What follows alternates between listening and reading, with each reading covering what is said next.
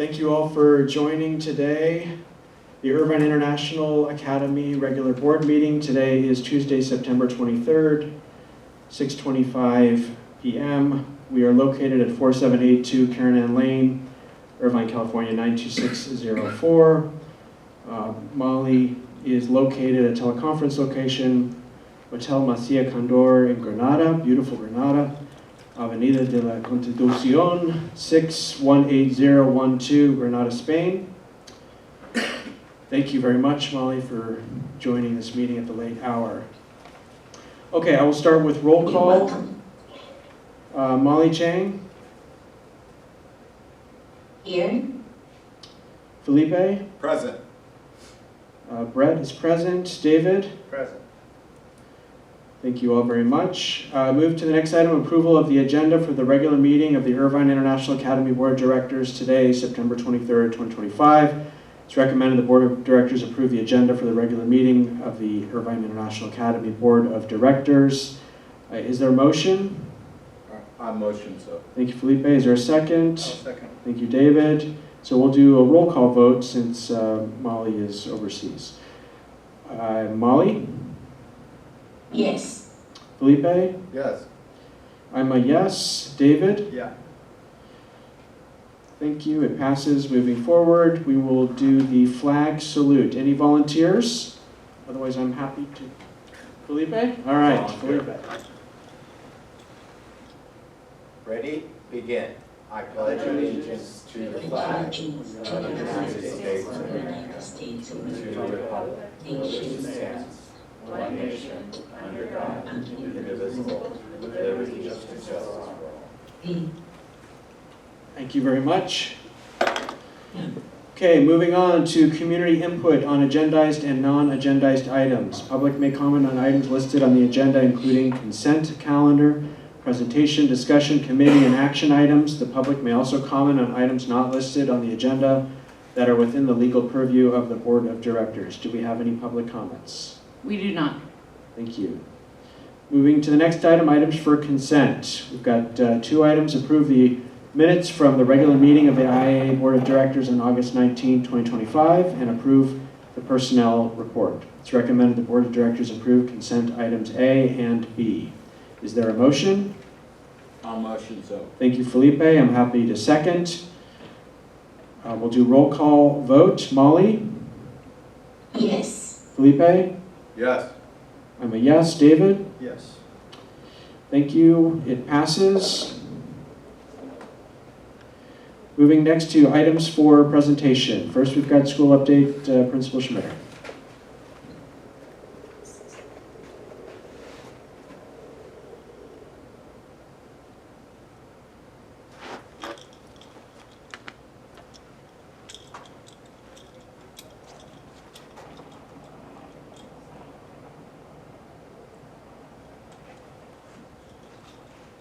All right, well, good evening, everyone. I'm going to give you kind of an update of what's been going on this last month and some things that we're looking forward to. So we're officially over a month into the school year. So we've had, that initial surge, and then now the kids have settled in. We've kind of seen after the beginning of the year, we have that group that doesn't show up, which is kind of expected, and we've seen our enrollment kind of trickle up along the way. I believe I just got an update that as of today, as of tomorrow, we'll be at 599 with one, but possibly three more coming within the next few days to bring us over our 600 number, which I think you'll find out is kind of the target number later on. But we're inching up in enrollment. These are the spots that we've had kind of backfilling. We've filled in kind of working with TK especially, and then also some third grade and fourth and fifth. So that's kind of our enrollment update there. Our iReady beginning of year diagnostics are complete. So this serves as our baseline for the year. So this is students coming in, these are their current levels. And what's always interesting for me is looking at these levels and comparing them to the previous year. So when we compared our numbers to right now compared to our students we're at the beginning of the year last year, overall we see our ELA scores slightly up, but we did also see our math scores slightly down. So That's something that we are looking into addressing. In fact, tomorrow I'm leading a session with our staff to go over this data, to create student grouping, plans for intervention for our student. So we kind of use this information to work with our students and kind of work in those areas. Along the same lines too, when we look at our curriculum committees for the upcoming year, one curriculum that we are looking at is math. We currently use Singapore math. That was selected a number of years ago, but one thing we find with Singapore math is it's not standards aligned. So we're going to be looking at that as well as some other curriculums that are standards aligned to see if that is an area. So we use this. I got a quick question for you. Yes. So you say the math scores are slightly down from Yeah. last year, Beginning of year but last it's year. not like, No, we're talking, Okay. I want to say 4 or 5% Yeah. proficiency, which over the number of students, it's about 20 to 30 student difference. and could the growth been affecting that a little bit since our growth? Is that possible? I don't want to use that as an excuse, but yes. I mean, Certainly we a have seen factor. It's a factor. It's a It's a factor, but it's factor. not an excuse. That's why we don't want to just automatically assign that. But that is, anytime you have the growth that we've had, you are going to see some of these numbers shift. Shift. But basically. for us, it's okay. Well, these are our students. Let's work with them and bring them up. So that's kind of our plan. Well, the value is that we do the iReady testing so that we know where they're at, Yeah. and then we just make an adjustment. And that's the purpose of iReady. And then they have their MindPath program, which provides targeted support for the students. We just got to utilize it effectively, and that's kind of what we're starting to do with our staff tomorrow. Perfect. I'm sure you're aware too. Sorry, one more question. Yes. Saying, Yeah. on the math, kind of the decrease, is that across the board or just mostly in a particular group? So we've seen a little bit bigger drop amongst our upper elementary students, more on certain grade levels, but overall it was if you look at the big picture, there was a slight drop across the board. So it was higher in some grade levels, but it's pretty consistent. Same way that our ELA scores were up is pretty consistent, so yeah. It's something that we're watching and working on. Any other questions about those? All right. Looking forward, we have our Mid-Autumn Festival in a little over 2 weeks. It's going to take place from 1 p.m. to 4 p.m. 1 p.m. is kind of when the food trucks are going to open up. And then at 1:40, our middle school orchestra is going to perform, kind of leading into our elementary performances at 2 p.m.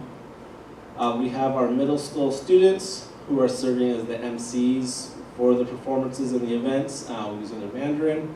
And then we have our middle school leadership students working the game booths and working on that. We've also had multiple meetings working with PTO for them because they're a big part of this as well. So we're hoping that it's just a good, fun school event for everyone. But we have a lot of different parts of the school involved in that, so we're excited about that. All right. Teacher updates and staff update. So we are fully staffed. That's the update. So that's a good sign. And being a dual immersion school, that's not always the easiest thing to do. But even at the IIA level, and now at the sub level too, that we are full.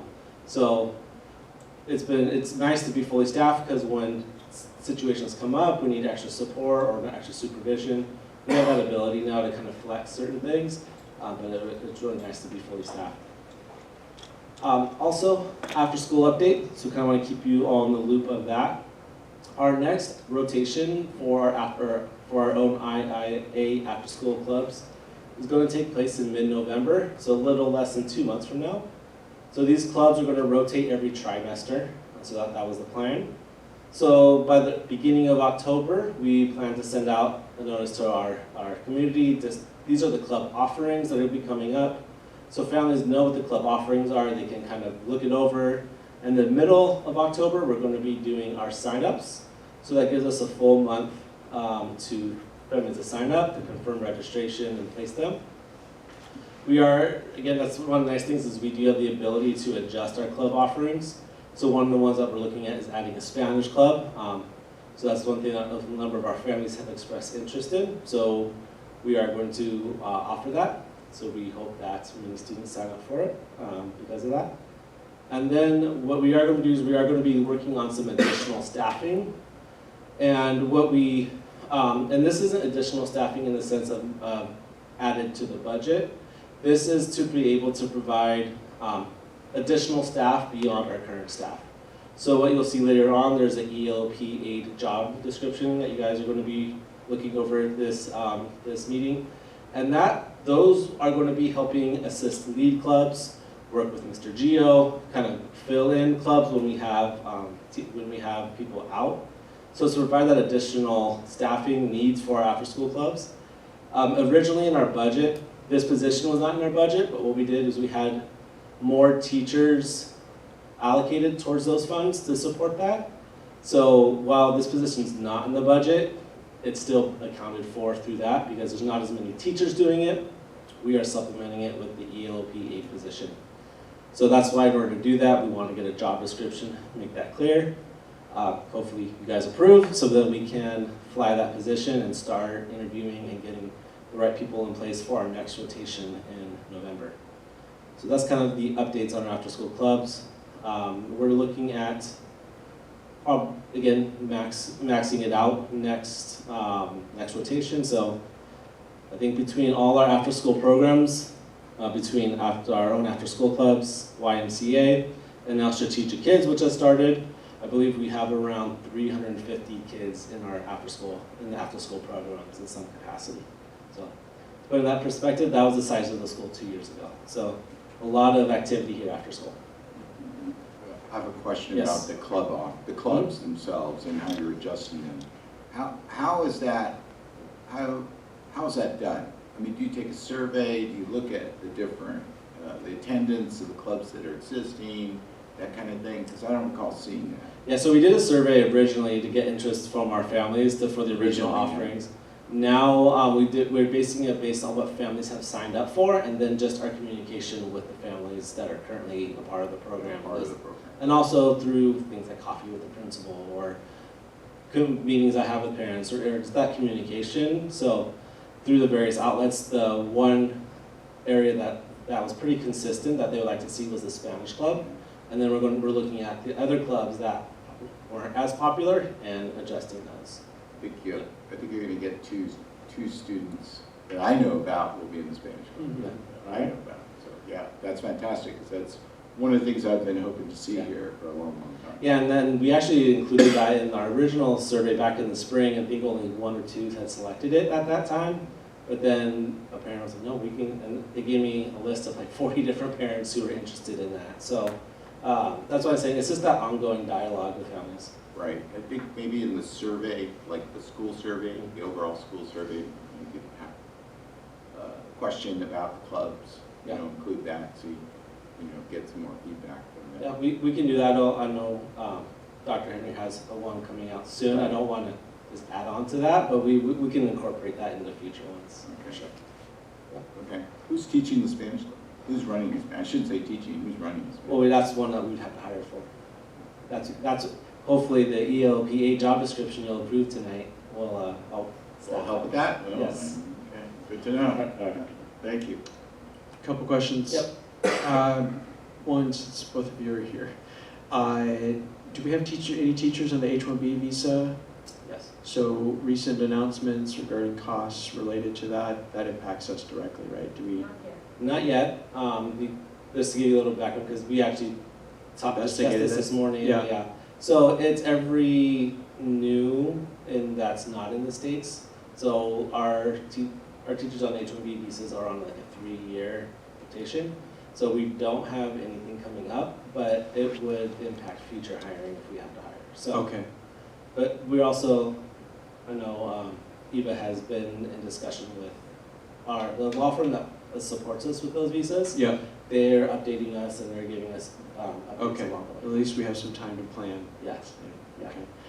That's good. And then the other point, also since both of you are here, you mentioned a little bit about offsetting with the ELOP aid, right? I know it's on the agenda here and it talks about budget impact not to exceed 16,500. Is the 16,500 for the fully compensated individual? That's for that position, yeah. So how much of that is to be offset? based on what you're So, saying? so originally when we did the budget for our ELP program, we included a certain number of teachers Yeah. that'd be a part of it, paid at a certain rate. And I can't give you that exact amount, but it was much higher than that, because Yeah. our teachers were getting paid at a higher rate. So instead of paying our teachers at that rate, we're paying an ELP aide at that rate. Okay, So that's where that offset's coming from. so we should assume 16,500 is the worst case scenario, is that right? Yeah. Okay, thank you. And then kind of looking ahead, we have our parent workshop on Thursday. Ms. Zhang is going to be kind of giving a community an update on where our students at with their Mandarin levels. So similar to how she did at the end of the year last year, so let's kick that off at the beginning of this year. So that's on Thursday. Next Thursday, we'll have our first school site council meeting. So that starts then, leading into our picture day on the 7th. Then we have our Mid-Autumn Festival celebration on the 8th, like I've explained. And then we have our first ELAC meeting on October 9th for our English learners. So that's kind of what's coming up in the next few weeks. All right, any other questions? No questions, Molly? Do you have any questions if you're there?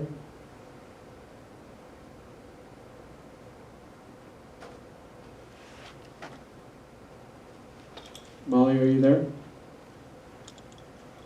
I am here, sorry. Okay, yeah, just wanted to see if you had any questions or I comments. don't have any question. Okay, great, thank you. Okay, moving on next. Thank you very much. Financial update, Mr. Miller, are you there? Yep, hello. Thank How's you for everyone doing joining. tonight? Okay, We're good, thank you.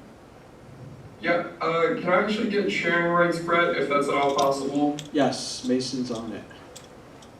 Awesome, thank you.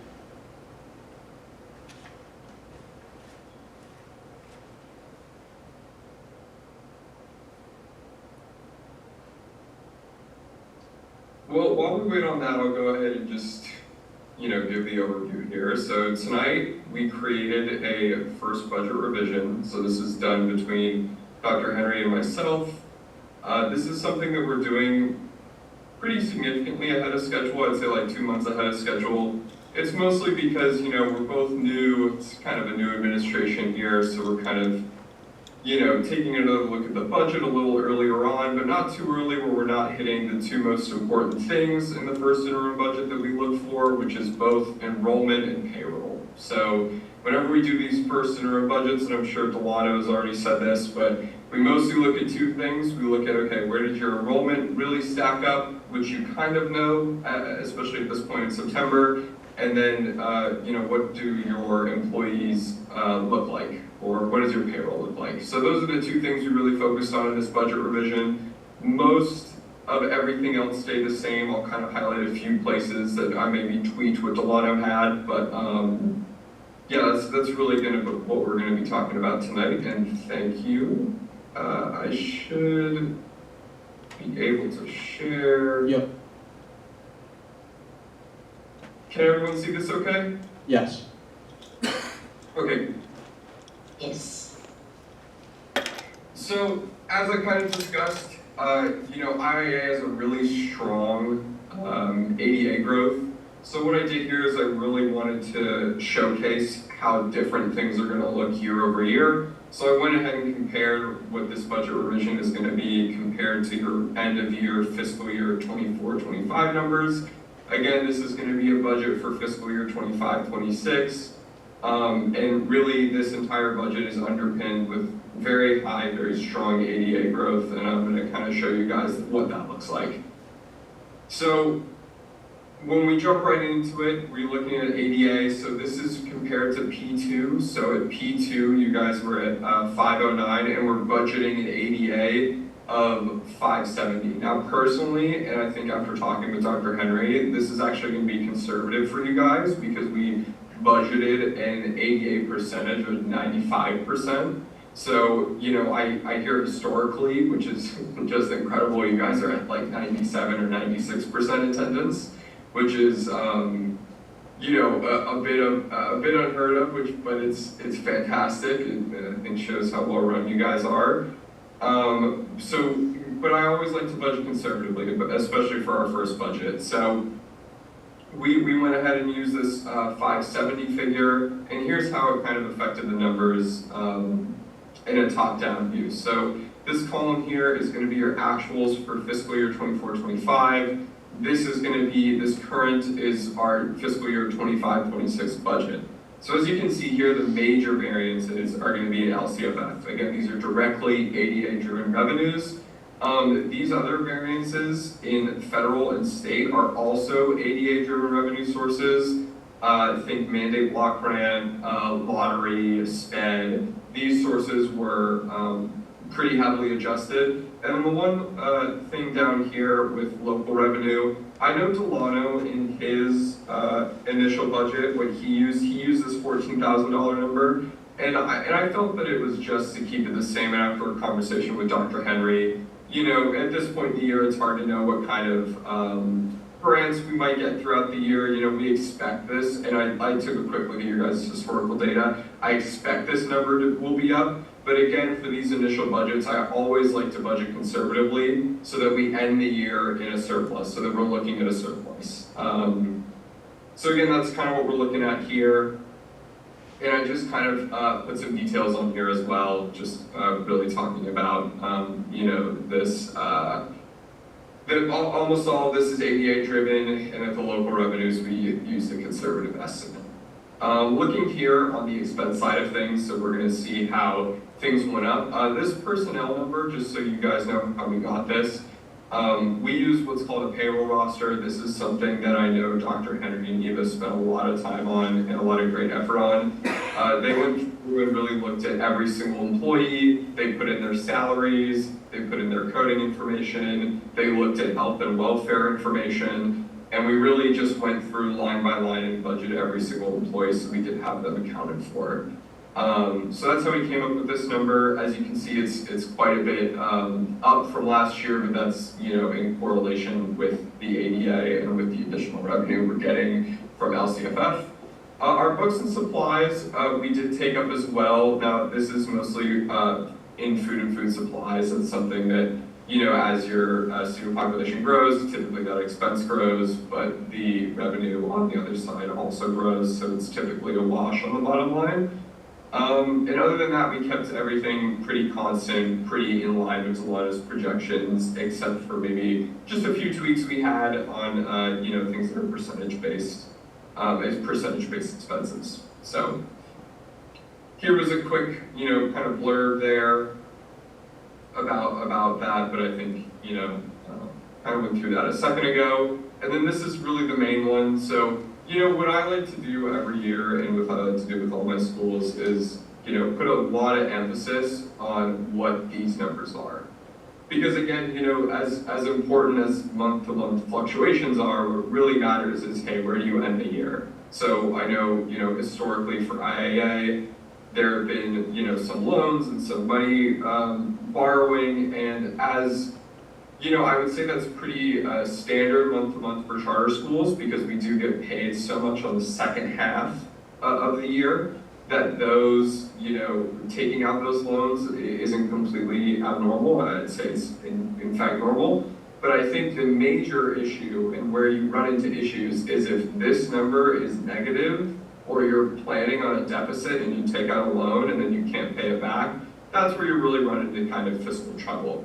Thankfully, you know, last year you guys finished very strong with a $1.3 million surplus, and this year we're projecting a surplus of just about $1 million. Again, I think at this point in the year, because you guys have grown so much, I wouldn't be surprised if, you know, some of our 4,000s and 5,000s, so that's books and supplies and services, came in a little over.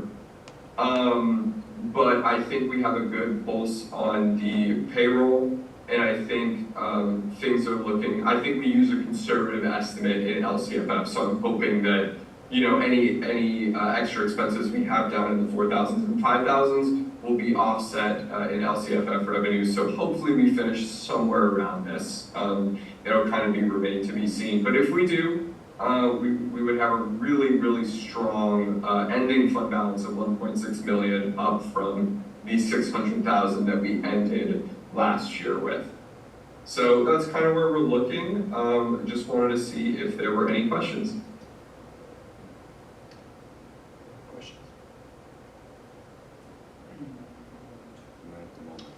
Molly, do you have any questions? Oh, you're muted. No, thank you. It was very clear. I begin to understand a lot more than before. Thank you so much. That's good. Thank you for that. Thank you, Mr. Miller. So I have a couple questions here. One, and maybe it's a comment, if it's possible, I know we're referencing fiscal years here, but if it's possible for us to put those dates as to what's actually covered, what do we consider to be the beginning of the year, and what do we consider to be the end of the year? And then I'm curious, the variance on the $1 million roughly, what prior administration and Delano had calculated for that, and how much is that variance? Yeah, so both really good questions. So when we talk about fiscal years, the fiscal year runs from July 1, so July, in this case, July 1 of 2025 to June 30 of 2026. And before I forget, thank you, Molly, appreciate the kind comments. But yeah, so it would run from July 1 to June 30 yearly. And then that's a really great question, Brett. So there isn't a variance of $1 million. The variance would be just around $500,000 compared to what Delano had. So, you know, what I'm looking at here is how you guys compare to last year, because I think it's really important, I know, for the community and your guys' school to see the difference in, you know, what this extra ADA is providing you fiscally. Because I know that's kind of been a point that's been discussed, and, you know, that after talking with Dr. Henry, I know has been a point of importance for this community. But when comparing it directly with Delano, it's $500,000, and the main difference is in payroll. So after looking at it a little further, you know, I'd like to hope that our payroll projections after Dr. Henry and Eva's work are going to be a little more accurate, as they should at this point in the year. You know, it's very normal it's not to say that Delano's projection was off by 500,000. It's more to say that given now that the year has started, we know all of the new information. Now we can go ahead and really assess where we are, and that difference came out to $500. Again, not that anyone did anything wrong, but it was more just these are what we think are most accurate. So we're coming in more conservative, less 500,000 than what he projected. Is that right? Delano actually, according to his budget, only projected a surplus of 500,000. I can double check that now, and I can pull it up, Brett, if that helps. I'm just curious how close the number was, you know, because this leads into my last question, which is about the line of credit and if there's going to be a need to draw. So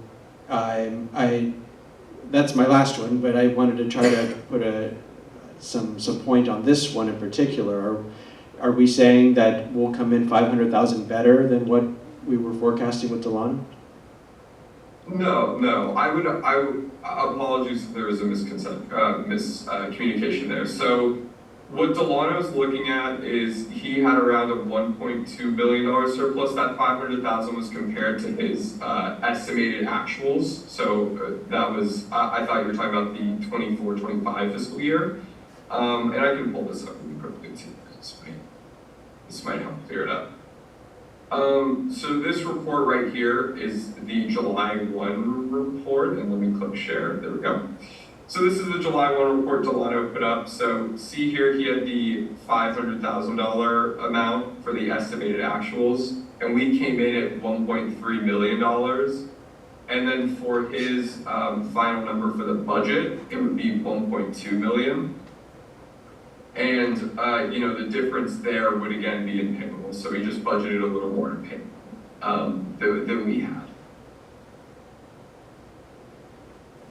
And that's where the variance would be. So we're just, you know, changing, again, these are not the actual numbers, these are what Delano projected at July 1.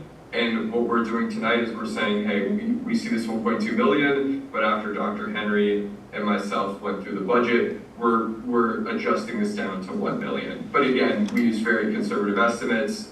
It could come in a little higher, but now that we know the exact enrollment and the exact payroll amounts, we're just making an adjustment. Okay. Can I chime in a little bit on that? If I can reinforce, Nick, when we went through line by line, again, the variance isn't that much different, but we really wanted to do kind of a what if scenario and make sure that we were able to meet those projections. So we did go pretty conservative on some of the line items, but I'm pretty confident that we'll actually even do better than the projections. But we wanted to make sure that we were giving ourselves a realistic place to start. Okay, thanks. And then how does this feed into the need for additional funds? Or potential need? Yeah, I guess for the need for potential funds, Brett, this would be something that may happen in a few months' time. Again, we're gonna have to take a stronger look. It's just September, so really there's only been about 1 month of actuals that have come through, and they're just coming through now. So we're gonna have to take a look at the actuals for, August, but really we're gonna wait on September as well. And then what we're gonna do with those actuals is project out, okay, given your guys' spending and given what we project in revenue, do we think we might need to take a draw on the line of credit? I think, something I can say on this is that, this is something very normal for charter schools. This is something that is, because charter schools get so much of their money in the second half of the year, taking these lines of credit out in the first half of the year to pay your bills is very normal. But the very important thing, and why you have to be careful with a line of credit, is you have to make sure that you're on budget for the end of the year. So the great thing about IIA is you guys are projecting a strong surplus, because I think where you can get into trouble, and I think where maybe IIA has gotten into trouble in the past, is you take a pull on a line of credit, and then you finish the year in a deficit, and you can't pay back that money at the end of the year. And that's where you get into kind of trouble. But, based on the numbers that I'm seeing and how strong you ended last fiscal year, I don't anticipate that to be a problem for IIA at all. Things are really fiscally, especially with the extra students, are going well. Again, a draw is not, it's a very normal part of charter school accounting, and I think the important thing is that your ending fund balance is very strong, especially for a school of your size. So we anticipate, even if we have to do a draw at some point, we'll be able to pay it back in full at the end of the year. So thank you for that. I know that you've been working closely with Dr. Henry here. I believe you guys, are you speaking every couple of weeks? Yeah, we have regular meetings every other week, and then we've had some separate meetings, first about the staffing big spreadsheet that we did, that Eva and I did. That was a separate on top of the every other week, and then Nick and I, and we also invited Eva and Mary Beth to participate in a pretty lengthy budget going over line by line. And then also to your question about the line of credit, what was important to me was that we have a runway so that no one's blindsided, and so we did talk about that we have time, and then now that the numbers have come in and are now more real, we're going to project out. So we should have a better answer for you moving forward. And then I don't know if this timing is right, but just to say that yes, we have that line of credit that we're able to pull from with the 9% interest if we need to. But Orange County Department of Education has also offered a short-term loan with interest. It varies, but it's closer to 4%, and that's a $500,000 short-term loan. So if, again, we're going to have a runway, we're going to estimate out. If it's needed, we'll bring that to the board, the options that and I do believe we will have options at that point. I'm still hopeful that we don't have to pull on any line of credit. That's really is the goal, and Nick is very much aware of that. But if it happens, we'll have time to process and make decisions. Thank you, Mr. Sun. Thank you, Mr. Miller. I do have a couple of questions. Can you elaborate on the substantial drop on the local revenue projection? It's a great question. So this is something that Dr. Henry and I really discussed. You know, I think when you're talking about a first revision budget, I always counsel a conservative estimate in revenues. And so I counsel a conservative estimate in revenues, and for expenses, I always counsel more than hopefully a beat. So at the end of the year, you kind of, it all kind of, you know, shakes out, and hopefully you get more revenue and you have less expenses than you expected.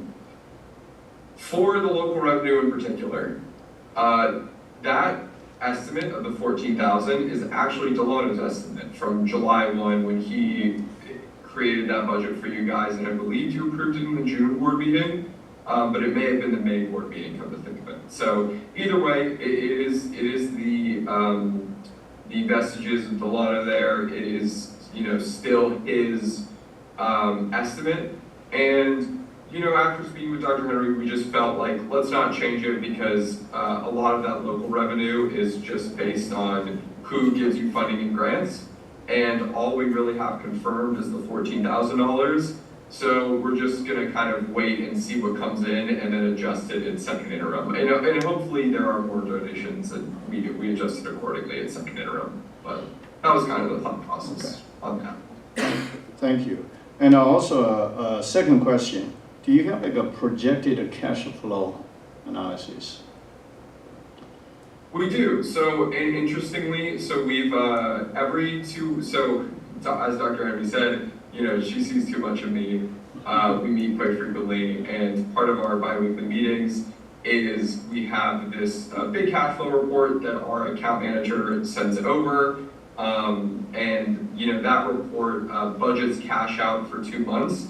Now, the sticky thing about cash this year for you guys is because you grew so much, we want to wait and really get the correct amounts for your guys' expenses and your revenues. Thankfully, on the revenue side, Anna Day is fantastic. She works at OCDE. She sent over a fantastic spreadsheet like I've never seen before, where she, you know, broke out monthly how much you guys will get in LCFF revenue, which is unheard of and fantastic, and I love Anna Day.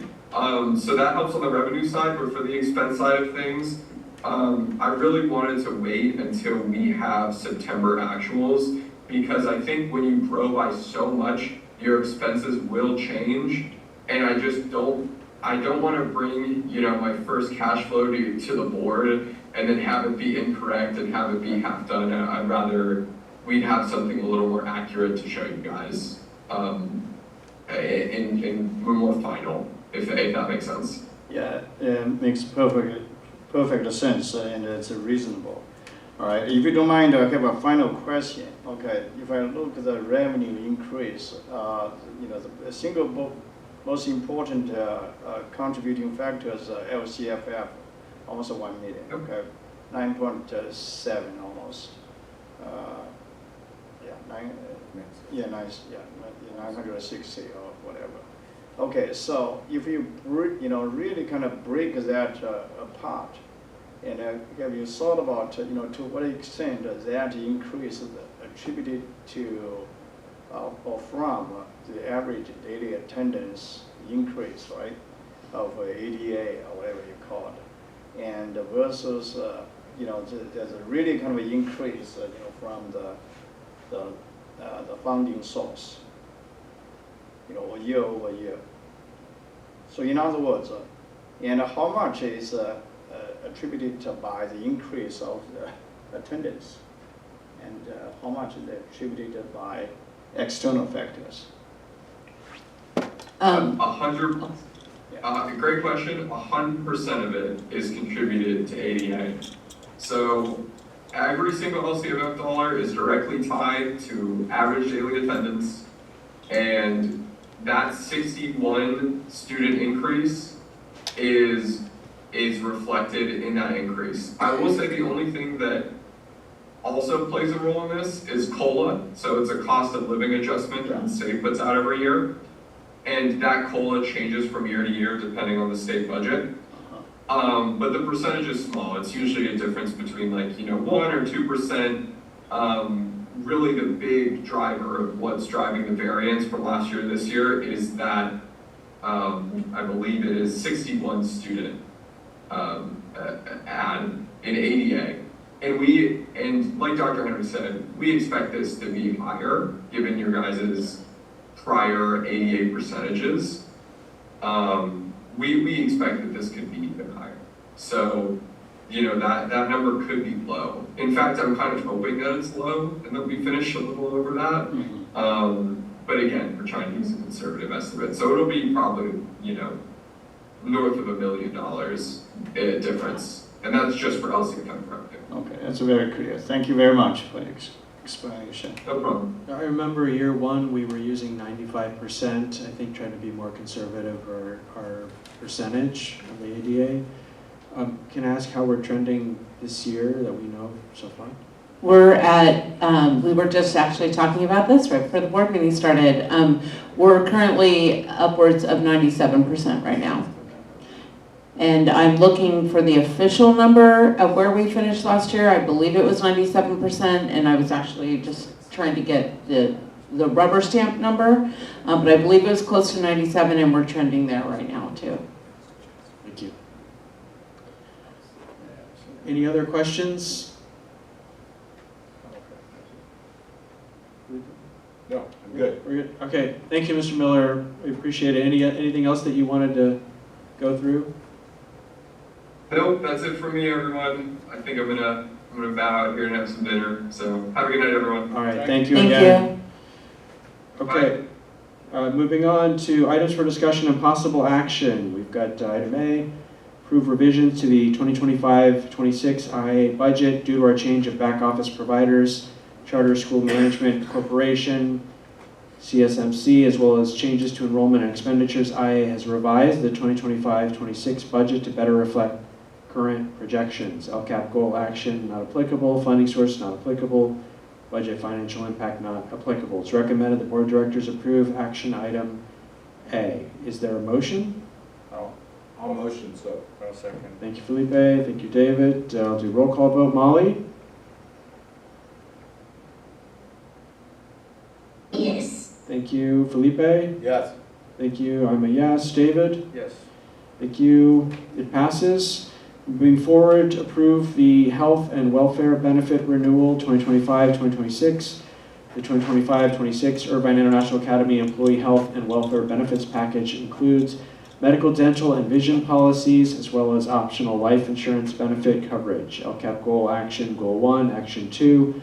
Funding source not applicable. Budget financial impact. Financial impact will vary based on employee plan selection, reflected in the 25-26 budget. It's recommended the board of directors approve action item B. I see Eva that you're up here. You're going to explain this to us?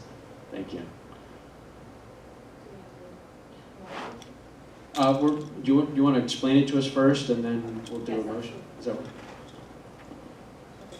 Well, good evening, members of the board. My first presentation officially in front of you in this capacity as HR director.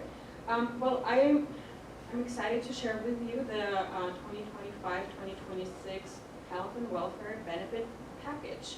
This is the package that we offer to our full-time employees. That includes medical, dental, vision plans, some life insurances, and I'll go through them. So wanted to kind of start by telling you about the process itself. Irvine International Academy provides a comprehensive benefit package to our employees. And there are some key dates that I wanted to share.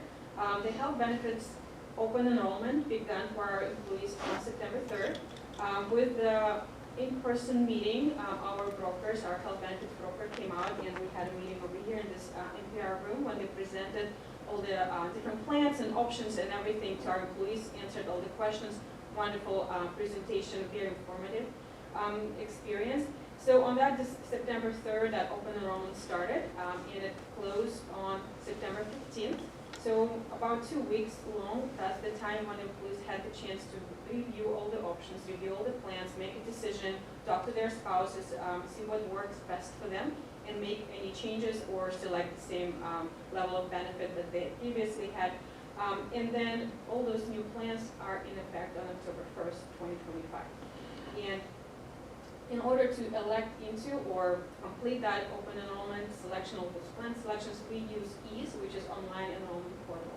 So it's a very easy, straightforward process. Employees log in, look at all the plans, make selections. It also shows the cost of the benefits, so they know exactly what they're going to pay, if anything, out of pocket, and all the details, benefits explanations. Very comprehensive and informative process. And with the next slides, I wanted to show you or share with you what is it that we offered previous school year. If I can share for the board, you do have 2 presentations. We put the original presentation in that has the blue slide as the first slide. That was the presentation from the brokers. In the board folder, the presentation that's labeled 2526 is the presentation that's being presented right now. Exactly, exactly. To add to that, that's the presentation that we went through, and it has a lot of more additional details in terms of details of the plan. And then there's also health benefit guide in your board folder, just for your own information. So going back to my slides, we're still in the current 24-25 school year until September 30th. Those are the plans that we offered to our employees. We had 5 plans through Anthem Blue Cross, 2 of them PPO, 3 of them HMO. We had 2 plans through Kaiser, 2 plans for dental, Delta Dental, and we had 1 plan for vision. During the open enrollment, when we prepare for the open enrollment for our employees, we work very closely with our health benefits broker firm. We meet, we discuss what are the trends, what are we looking at, and so they informed us that our renewal year, 25-26 school year, we are looking at the increase for the plans. It's very usually the trend, right? With the health benefits, they always go up. They very rarely go down. So with Anthem plans for Anthem, we're looking at about 10% increase in cost. For Kaiser, we're looking at about 7% increase in cost. For dental plans, we do not have any change in rates, which is great news. And for vision plan, we are actually looking at a 3% reduction, which is great news as well. But medical plans are the most expensive ones. So unfortunately, in that area, we're seeing some increases. So analyzing the usage, analyzing what our employees need and what they actually utilize, these are the plans that we're looking at for the 25-26 school years. Not many changes, however, for the Anthem Blue Cross, we reduced it by 2 plans. We eliminated or consolidated 2 silver plans because we had nobody signed up for it. There was absolutely no participation, and having so many different options in plans sometimes can get confusing, and we wanted to just kind of streamline the process and offer what actually is being used.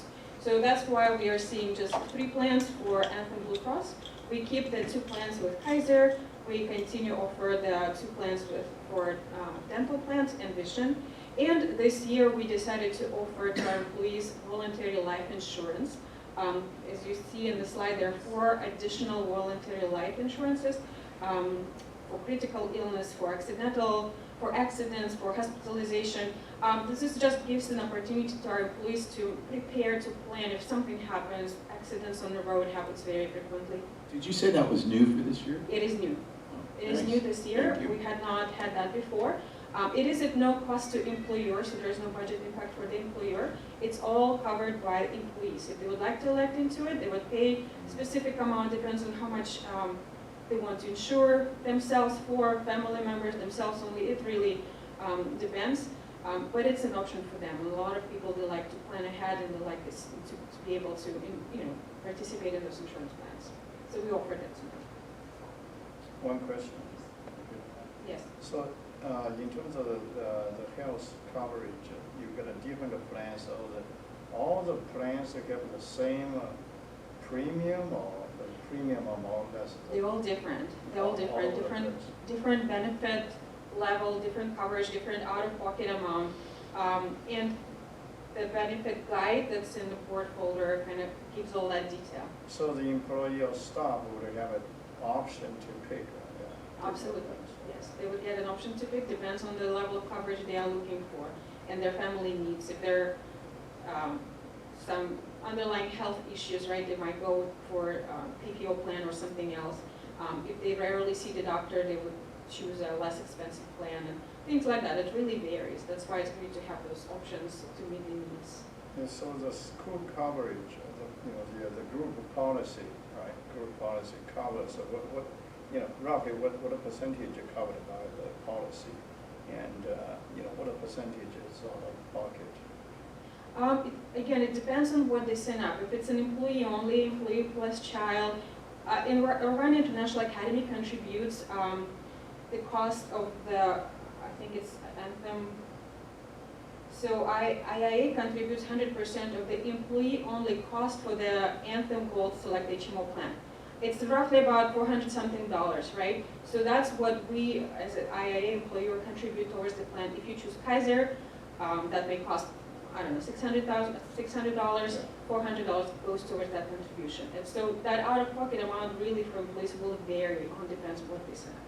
Did that answer your question?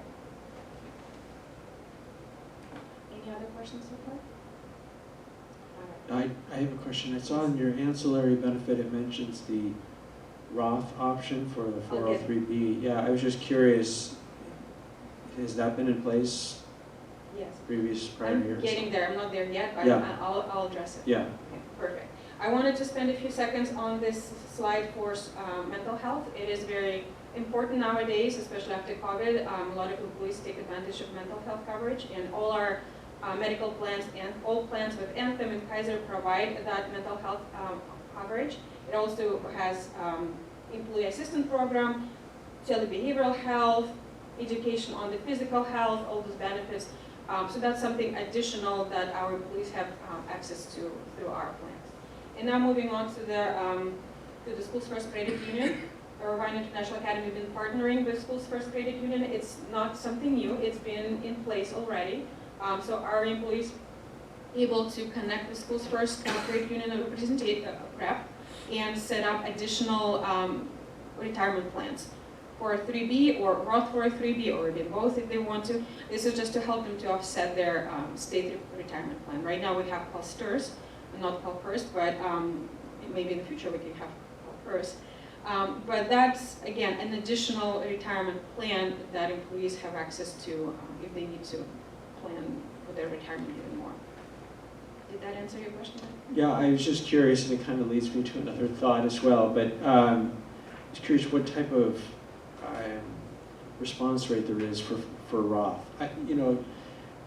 One thing that I think is important for the kids, but also for the adults, is just personal finance awareness and education. And we oftentimes just learn it the hard way, right? Yeah.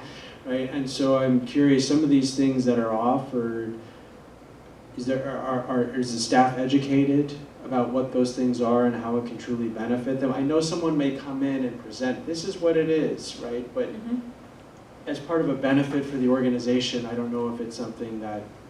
We try to educate our employees. Sometimes they would come in with questions. Some of them already kind of know or heard about the 403B or any of the plans, different plans. They would ask questions. We would connect them with representation from the Schools First Credit Union. We have a person, their contact information. We do try to put together meetings where the person, where the rep comes in and educates the employees who are interested. Not sure what else would be beyond that. If you have any suggestions, I'm open. I think, if I can, with Schools First, I think a benefit of partnering with them, and also many school employees also bank with Schools First.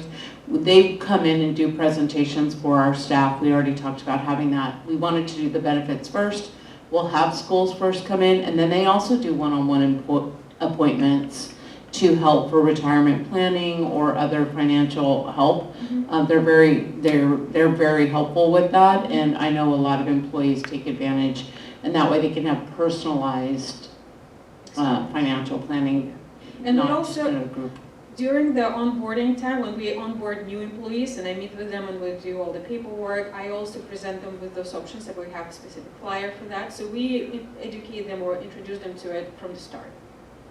Yeah, I guess it's kind of leading me to, outside of this, I mean, Schools First, they come in, I presume they have services that they sell, products that they sell, so sometimes you don't get an unbiased view of things, but it's almost like and it's tangential to this, but it's almost like a personal development. I know we do professional development, but it's almost like personal development offering for the staff on things that can help to improve their lives in general, of interest to them, and I don't know what that is, but personal finance may be one thing, right? I know, I personally, I think the kids need to be taught that too.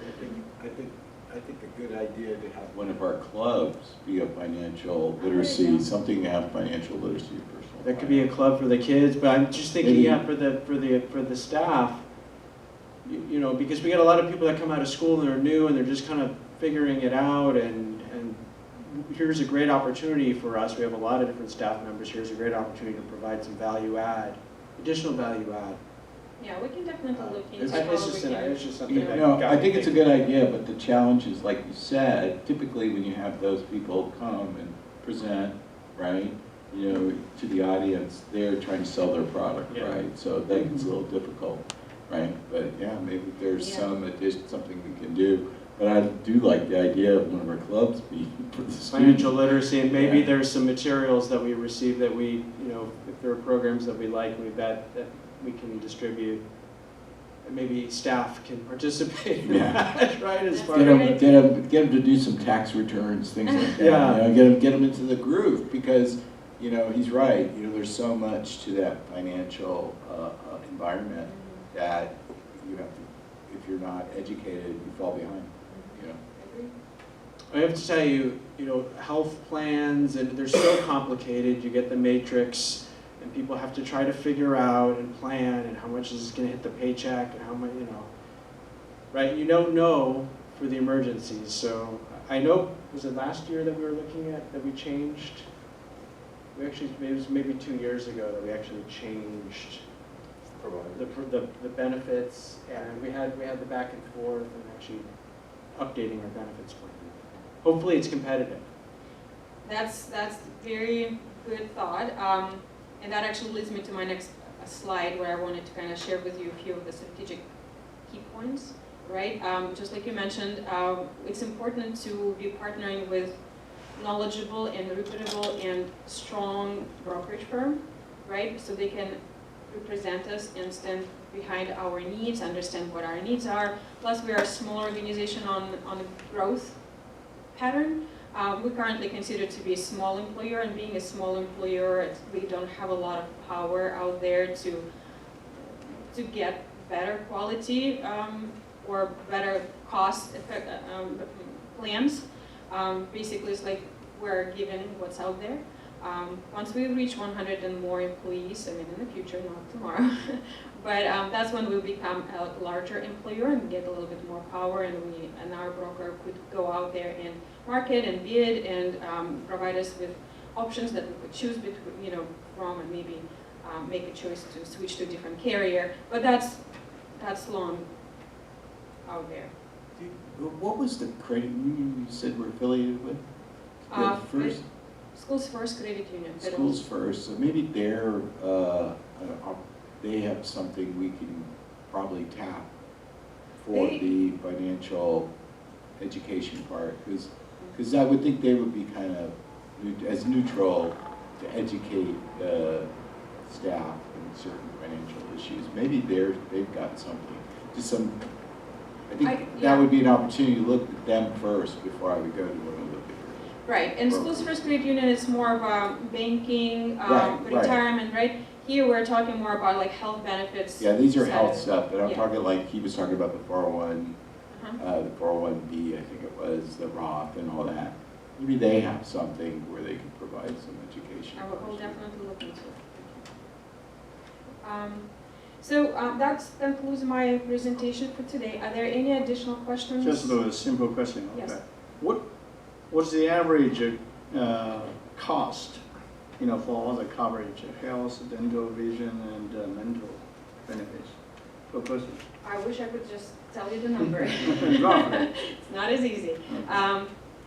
Well, if it's an employee only, Yeah. right? If it's an employee only coverage and they choose I mean, typically, would that cover a family, like a family? family plan would be the most expensive. We look at about $600 per paycheck, which is about $1,200 per month out of pocket.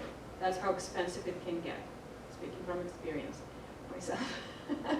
But for some employees only, it can be 100% covered. We see employees who can choose medical, dental, visual plan, and IIA covers it all because it's just the way how it was structured.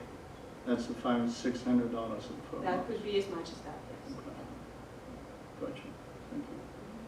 I couldn't see your strategic planning slide. Oh, yes. Just go down a little bit. There you So this strategic plan, this is more like the points about what we can do to strategize for future, right? Working with a knowledgeable broker, using the marketing strategies to advertise it out there to get better options presented to us. Educate our employees, just like you were mentioning, that education of our employees is very important. And also the consistency, staying with the same carriers. It's not really good to every year switch the provider, go from Anthem to United Healthcare to somewhere else. Those providers, they don't like it. They like to see consistency, that persistence, and then they would work with organizations better. Versus when they're not sure if you're going to stay a while or not, they will be not so interested. Did that Okay. Molly, do you have any questions? I don't have questions, but however, I just want to, I like Brett's idea about School First. I'm with School First all these past 40 years. I really love it, especially after I retire, I got to know even more. But they're very school friendly, and then also I like your idea of maybe having them come and do a workshop for the kids. Kids need to know the basic finance, management, and so on. So great idea, and thank you very much for sharing this with us. I think, can I add something there? First of all, Molly, I think it was my idea. just want to mention that, but also I think our employees are very fortunate to have you here and do all this for them. So thank you very much.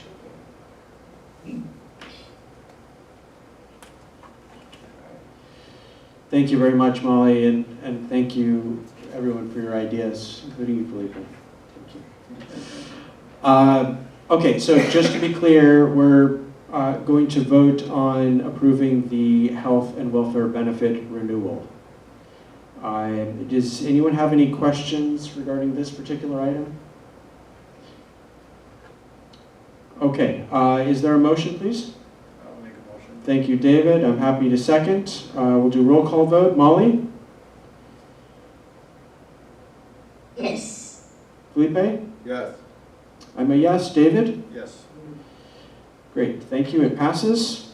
Moving forward, this is item C, ratify memorandum of understanding between Irvine International Academy and California State University, Long Beach. Irvine International Academy initiated this affiliation agreement and intern MOU process with CSOL to become an approved placement site for students enrolled in the College of Education programs. This MOU is needed to support one of our staff members' internship credentialing program, but will remain in effect until August 31st, 2028. LCAP Goal Action Goal 1, Action 2, funding source not applicable, budget financial impact not applicable. It's recommended the Board of Directors ratify action item C. Any discussion on this? Yes, Cal State University Long Beach has a Mandarin program for teachers. So we were able to hire a teacher who is credentialed, but is also working on a supplemental piece to the credentials. So we have this MOU in place so that she can finish that, which she already has in place, but she is credentialed and fine to teach the class. However, by keeping this in place long term, you'll see in your board folder there's kind of two parts. One is specific to this teacher and one is a general MOU. So if student teachers come through Cal State University Long Beach and want to student teach at our school, we'll be able to have that partnership, which is a wonderful partnership and one that we're looking to grow. Especially with some of the visa limitations and such, if we can partner with other Mandarin colleges that support Mandarin teachers, it'll be a benefit to IIA. Is this initiated both ways? If we're looking for teachers or they have teachers available and they are calling on us to see if we have any openings? With the student teachers, usually they would, we would let them know that we are open and receptive to that, and then they would have specific teachers that would contact us and we would work with the college. But I think if we ever did find where we couldn't fill a position, once that relationship is established, absolutely we could call and see if they had any qualified candidates. We haven't had that issue, thankfully, where we weren't able to fill positions this year, but if that ever did happen, that's another good reason to have that partnership. Is there a screening process involved? With the student teachers, yes, so student teachers, generally part of the MOU is that they are insured and through the college. We also would do an interview for not just the fingerprinting and all those official screening, but also in addition, just making sure it's a good fit and that they have the qualities that we would be looking for. So we don't, even if they call and say we have somebody we want to place, my past practice has generally been to do an interview just to make sure that the student teacher is ready and a good fit for our programs. Okay, and what's the duration of each assignment or engagement? For the student teachers, go ahead. Molly, did you have something? Oh, no, I'm just asking, so, this student teacher, so we're not obligated to hire them, right? While they're just coming here, as a student teacher until they receive their credential, is that right? Absolutely. It is a good way to kind of grow your own though as well, but no, there is no obligation. This is just, it's an MOU, it's saying that we have an agreement to place. Most student teaching programs these days, they've changed over the years, are about a semester long. Sometimes they'll do observations and then they'll actually dive into the student teaching in a separate semester. Each university has their own components, and usually when we are working to place a student teacher, I ask for their handbook to see exactly how many weeks, what are the requirements, and those kind of things. There's no financial impact. Great. No financial Thank you. impact? Yeah, I'm working with some. Go ahead, Molly, yes. Oh, yeah, I'm just saying, I understand, that's great, because I'm working with some student teacher by the immersion bilingual teacher from Cal State Fullerton, and they did the same thing. Two of them, they actually had a job, currently, but so it was the same thing. Very good, good. Great, thank you. Are we actively looking to have this type of memorandum of understanding with other schools as well? Absolutely, we talked today, you brought up Cal State Fullerton, that we know that Cal State Fullerton also has a dual immersion program in their College of Education, and so we'll be reaching out with them. I taught in that teaching program for 7 years at Cal State Fullerton, so have some contacts, and we're already looking to reach out. I also had a discussion a little earlier in the year with even placing possibly in the future student teachers from USC. So this is something that we are very open to and receptive to. Thank you. Any other questions or comments? All right, moving forward, is there a motion? I'm happy to raise. Motion. Oh, Molly, I'll give it to you. I'm happy to second. We'll do roll call vote. Molly? Yes. Felipe? Yes. I'm a yes. David? Yes. Great, it passes. Next, D, approve job description expanded learning opportunity program, ELOP aid. This new part-time position will provide support to the expanded learning opportunities programs. This position assists with after-school programs, provides hands-on support during student activities, and helps to ensure engaging and well-organized learning experiences beyond the regular school day. LCAP Goal Action, Goal 1, Action 15. Funding source, expanded learning opportunities program funding. Budget financial impact not to exceed $16,500. Not currently reflected in the 25-26 budget. Any other discussion on this? We did hear about this in Mr. Schmitter's presentation, and as he mentioned, when we projected our funding for the year and how we would spend our money, we projected higher teacher participation, and because we haven't had that participation, although this position was not reflected in the budget, it will be absorbed by the budget from what we're not spending on teacher hours. So we're pretty confident that this will be a wash for this position, but we felt this would be a position that would be really important moving forward because it'll be someone dedicated to the hours and the position of after-school funding. As you heard, our after-school programs are very large with 350 students approximately here at the end of every day, which is more than half of our population. So is this the aid that's scheduled to deal with the Spanish portion of the Spanish class? So it would, Go ahead. Yeah. So it would kind of fill into different areas. So it could be that if we have someone who can teach Spanish, they would fill in other gaps. So it's really, what we have to identify exactly what we need out of positions, we have the general requirements. So as we kind of, it could be that Spanish person. If we have someone who ends up stepping up to the Spanish person, then they would fulfill another role. Right, because I don't see that as a language requirement in his duties and stuff. Yeah. It's kind of general, right? So I'm just curious how he's going to do that if he can't speak No, Spanish. exactly. That's why we wanted to make this job description be broad originally because we don't want it to be too specific where we can't hire for what we need. And so that way we want to make sure it lasts and it's not too narrow for one certain need. If that makes sense.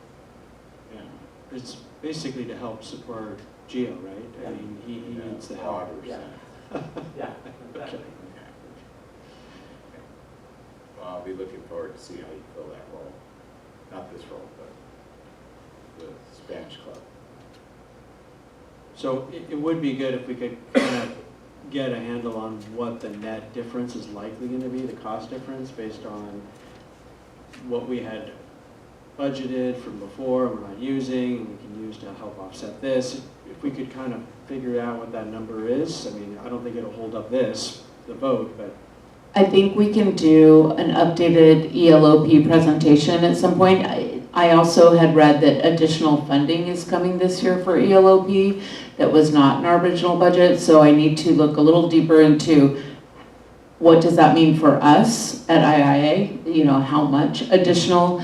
And then also there's been some variations in the original plan in that we had also budgeted for some money in case we contract with YMCA. So the students that stay until 6 o'clock, in the beginning we had over 30. We have to keep certain staff ratios, especially for the younger students, to meet ELOP guidelines.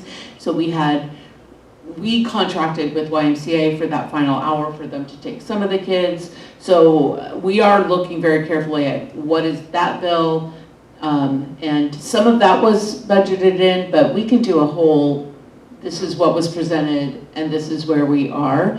We are monitoring month to month to make sure we're not overspending, and I don't believe we are, but we can do a board update, a full presentation.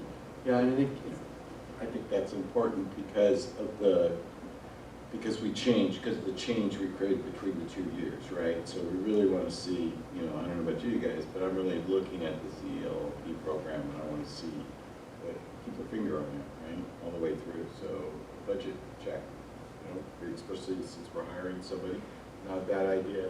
I approve.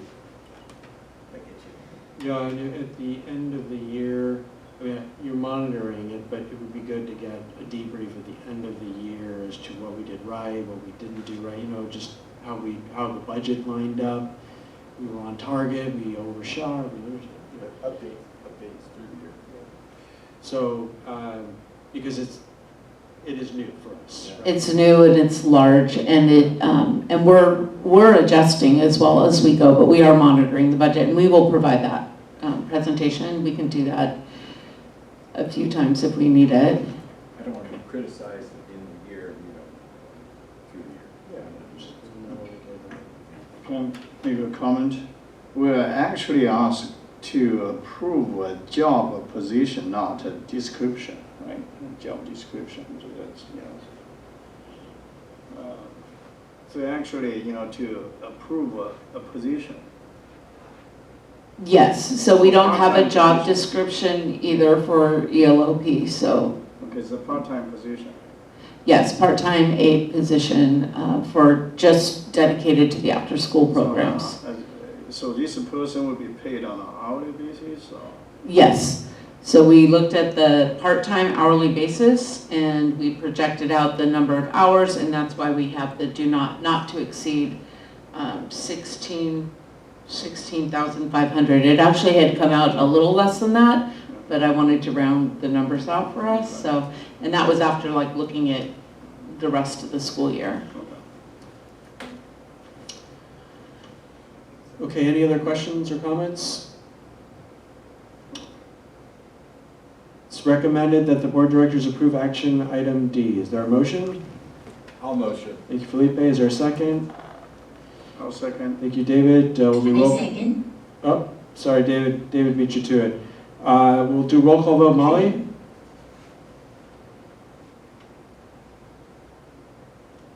Molly, are you? Yes, you guys are kind of in and out, so. Sorry. Yeah. Yes. Yes. Okay. Thank you. Felipe? Yes. All right. I'm a yes. David? Yes. All right. It passes. Approve revisions to the Irvine International Academy IIA Volunteer Handbook. Irvine International Academy maintains a volunteer handbook that outlines IIA's commitment to volunteers and their importance to the educational environment, as well as responsibilities of volunteers and required policies and procedures. Revisions to the volunteer handbook include alignment to current practices and procedures, outlining complaint procedures, and expanding on confidentiality requirements for volunteers. LCAP goal action, goal 3, action 1, funding source not applicable, budget financial impact not applicable. It's recommended the board of directors approve action item E. Any comments? Yes, so I outlined the changes that we made. You have a redlined version. It really was adding things like Raptor, which we didn't have when we first approved this. We were changing titles. For example, it was referring to superintendent instead of executive director. And then with some of the investigations that happened when I first came in, we wanted just to make very clear if there were any conflict, who do you go to, what is the procedure?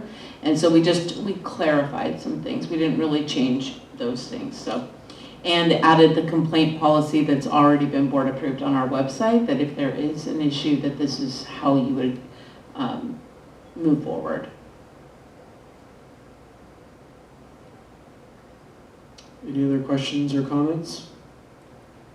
The only comment I had, this is all great, but wanted to make sure there was a definition of what confidentiality or items are. Because tell them in here that they're not confidential of all students, staff, but what exactly are those items? Maybe a little bit more detail, like parents' names, like parent names, telephone numbers, anything that we keep a record of is really confidential also.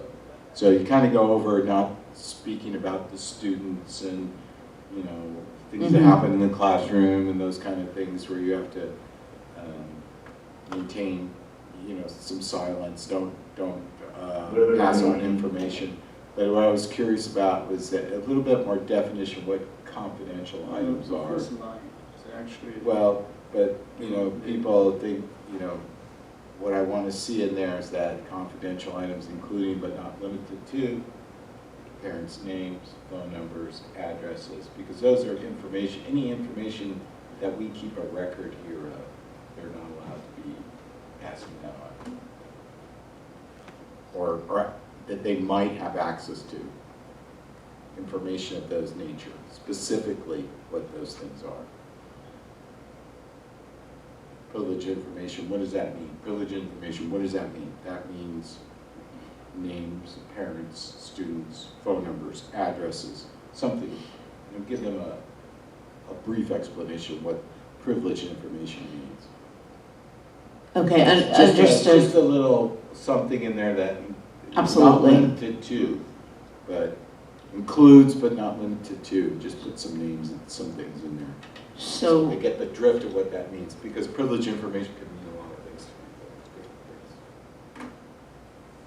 got it. So we can pull this item, there isn't a hurry for this item, and we can make those changes and bring it back to the board, or the board can approve this item with just the addition of more specificity for that one item. I'm okay with approving with those changes, so just those additions, I think we should say.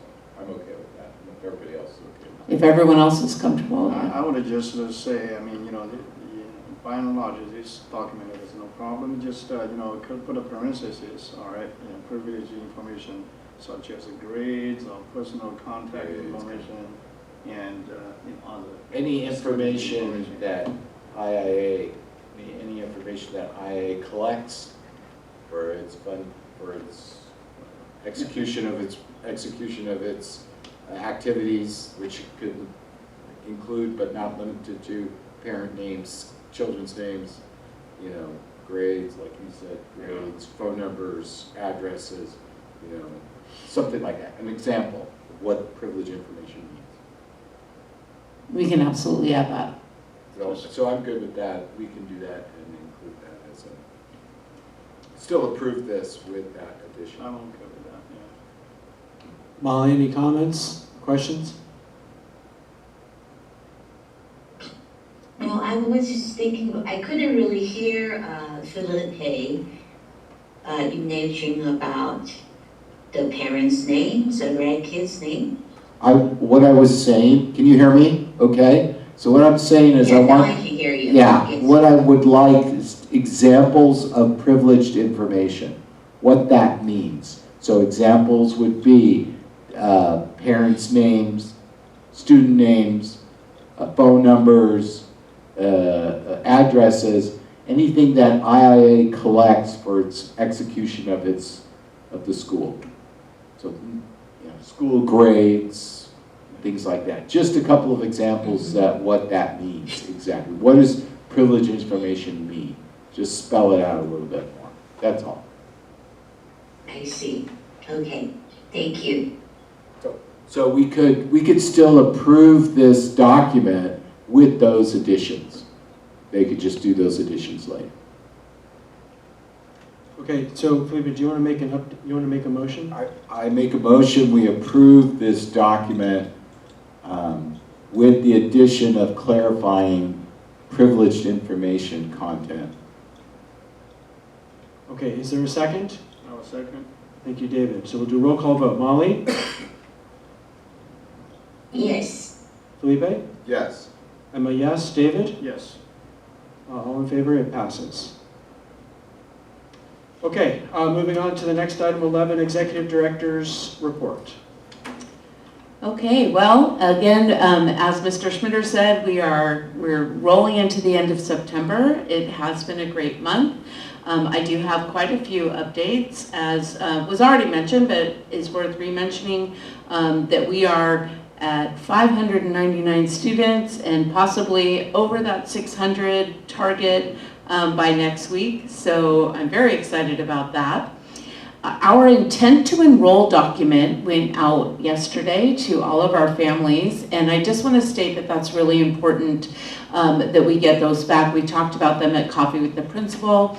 As you all know, as a board, we get our facilities from Irvine Unified School District, and that is determined by the number of families that we have with an intent to enroll for next year and based on where they live. So we're working on getting that. We're hoping for 100% participation. My understanding is we have a few incentives built into classes that get 100%. So, and we'll also have a booth out at the Mid-Autumn Festival to help get some of those signatures. We had 2 great advisory meetings this month for parents to really come and give input. We had our Mandarin Advisory Committee that was run by our assistant principal, Ms. Zheng. I was able to attend that. It was great feedback, great suggestions. And then the following advisory committee was our first executive director advisory committee that we had families. We talked about things such as a survey that will be going out. I'll talk about that in a moment. We talked about Prop 39 enrollment and projections, a little bit of an overview of budget, curriculum, and charter renewal. It was a great meeting. Speaking of the temperature gauge survey, the first survey will be going out on the 29th. So that will be next Monday. And we were able to get parent input from the Executive Director Advisory Committee to really kind of reframe a few of the questions and make it as useful as possible. I wanted to share that all of our staff has been CPR trained. We did some of that in the end of August through the beginning of September, both our instructional and non-instructional staff to meet those guidelines. And finally, I wanted to end by thanking our PTO for their donations to help us with field trips.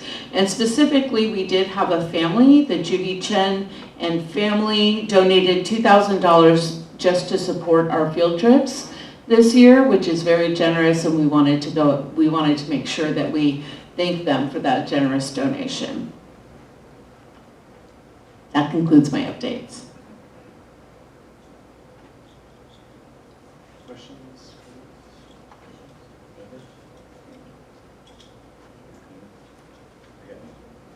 I'm gonna cover it in my bullet.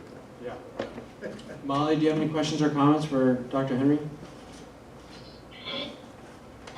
Well, Dr. Henry, thank you. It's such a positive report, and plus I see a lot of effort putting into some of the things we talked about last year. We want to build a connection with the parents, and we want them to have a chance to share, but at the same time see how we work together. So thank you so much. I do see that from the advisory meetings and all the things that you're working on, so thank you. Thank you. I just had a question on the intent to re-enroll. Mm-hmm. So we've got a notification from the teachers, right? And then what's the cadence of follow-up? I know you mentioned there'll be something in the Mid-Autumn Festival, I guess, to collect. So yes, we put them out through the teachers. They're easier to go out and to collect. We will be sending out reminders. We will have a table at the Mid-Autumn Festival that any families that check in that haven't filled them out, we're going to have them right there. I also didn't mention, we're also inviting all of our waitlisted families to the Mid-Autumn Festival as well, not just to keep our waitlisted families engaged, but also to have them fill out the form so that they can show their intent to return, which would also go on our Prop 39. So we'll have some reminders scheduled through, and we've talked about different ways that we can reach out as parents check in. We're going to have a list and try to make it as convenient as possible. But we do need that wet signature piece of paper. That's what IUSD that they require for Prop 39. So do we think families will receive at least, I don't want to say a number here, do we have a process, I guess? We will have at least 3 times that we will notify or remind parents, or 2 times, or whatever it is, but it's consistent and it's every family. So I didn't want to include it in all of my updates. And then the teachers are going to do weekly reminders, and once we kind of get halfway through the time, the teachers are going to follow up with individual families at that point. Okay. Who's able to check it off. And Okay. so that way it kind of goes from that broad reminder to the more specific individual. Yeah, okay, and that the families understand the importance of it, right? Because it's just like, oh, I don't know, it's next year, Yeah. we need it for the site. Yes. So we need it for the site. Yeah. Okay. Thank you. Thank you. Okay, moving on to the director's reports. I just wanna, go. Go ahead. Always from you. You want to start me? Good, because, so a couple of things. I don't know if you guys all noticed the big plaque we have up there today, the California Distinguished School plaque. I'll let you know that I did take a picture with the plaque and I sent it to Dr. Bean so that he could see it, and he responded, yeah, it looks really great. So just FYI, so we're spreading the word already, right? And what else do I got here? So we have the Mid-Autumn Festival coming up.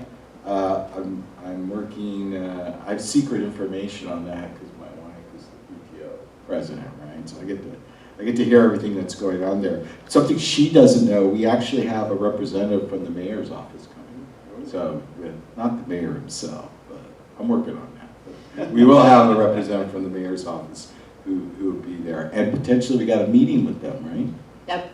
We got a meeting with the mayor's office, or the mayor himself, hopefully coming up here in early November. And they want in November. We're looking at some dates, and we talked about that at our cabinet today, and hopefully finding some event that we can piggyback on so the mayor can get some time with our parents as well.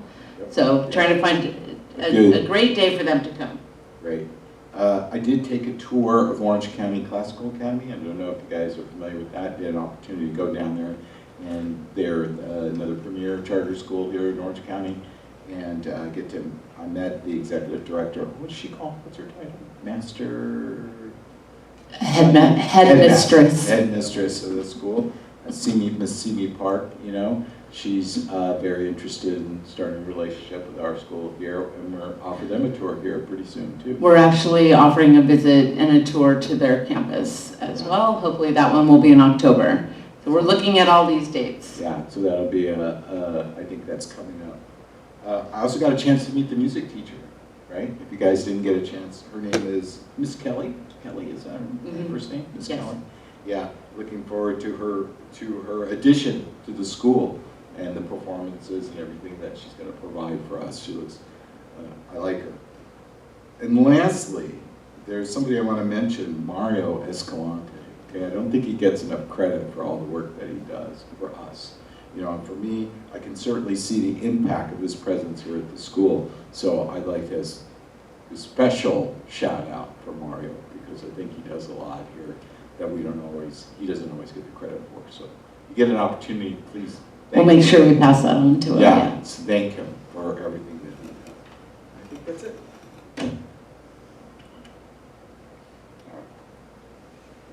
Yeah. I'm done. Yeah, good.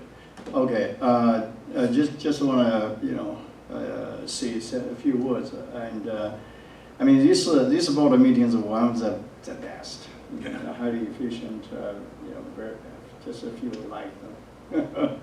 Not no heavy topic, because feel good about it.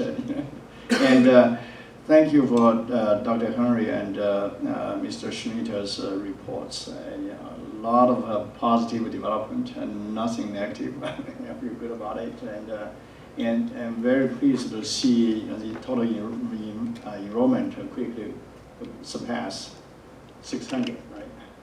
Right? When I go out, I always brag about always was strong proponent for the school, and hopefully will contribute to the growth. And okay, I just want to make a couple of comments. In the future meetings, I'd like to see some kind of like a follow-up on certain items we discussed it previously. Sometimes we talk about the plans, right? I mean, the plans we don't necessarily talk about every time, but sometimes have an update would be great. For example, like a data program, something like that. Right? I'd like to see some effort in establishing a GATE program. And also, I'd like to hear some effort in organizing the students for contests, math or whatever content, science, competitions because I know that how important it to some of the parents. We can definitely give an update. Actually, I met with several teachers and our GATE plan is coming together and we're not quite ready for publication, but I think by the next board meeting we will, and I'll make sure that we can do a board update on our GATE program, which actually includes competition learning components. Yeah, that'd be great. Yeah, other than that, I'm super happy. Thank you. Molly? Any comments you'd like to share? No, I couldn't really hear David, but I heard the first part. Yeah. No, I'm just really grateful and thankful for all the personnel in school, how you guys work closely, and the principal, Mr. Schmider and Dr. Henry, you guys work closely, and I just see this. I always talk about IIA as a family, but I see there's a lot more detail in it and connections among kids and teachers, staff, and the administration. So just so glad to be part of it and to see it grow. Thank you. Thank you, Molly, and thank you again for staying up so late. I'll make my comments brief so you can go to bed. Yeah, I just wanted to commend the entire team here, all the staff, those that have been here, those that are new. There is a nice peace in the air, and I see some happy kids every morning, and it just seems like a great place to work and a great place to be and learn. So thank you to the board for your contributions, for your care, for your hours of devotion. Thank you, Dr. Henry, for helping to steer the ship here. We really appreciate all that you have done and all that you will do. And that goes with Principal Schmider, Eva as well, Mason. We're all leaders in the school here, right? So thank you all. That concludes my comments. I'll move to adjournment. It's recommended that the board adjourn the regular meeting of the Irvine International Academy Board of Directors, September 23rd, 2025. Is there a motion? I'll make a motion. Thank you, David. Is there a second? I'll second. Thank you, Felipe. Roll call. Molly? Yes. Felipe? Yes. I'm a yes. David? Yes. Thank you. Meeting adjourned, 8:02 p.m. Thank you all. Next meeting is Tuesday, October 14th.